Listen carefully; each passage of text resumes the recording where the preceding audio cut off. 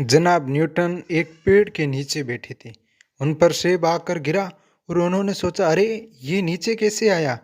यह तो ऊपर आसमां में जाना चाहिए।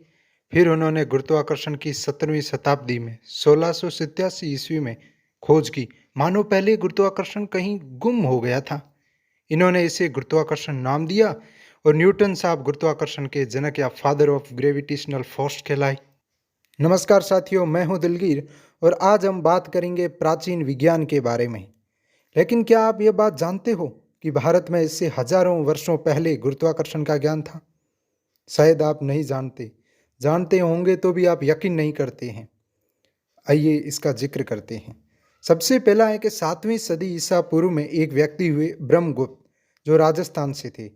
उन्होंने कई पुस्तकें लिखी। उनमें से एक लाइन लिखी, जैसे पानी का काम बहना है, वैसे ही धरती का काम सभी चीज़ों को अपनी ओर खींचना या आकर्षित करना है। वो गुरुत्वाकर्षण की ही बात कर रहे थे।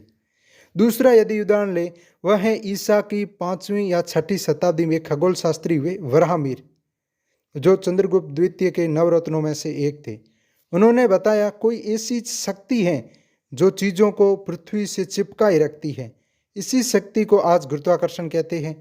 उन्होंने सिर्फ उस शक्ति को गुरुत्वाकर्षण शब्द से नवाजा नहीं, वरना न्यूटन को जो पहले से थी उस चीज़ को खोजने की जरूरत ही नहीं पड़ती।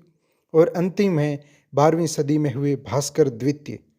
उन्होंने ब्रह्मगुप्त की पुस्तकों को फिर से देखा, उन्हें पढ़ा।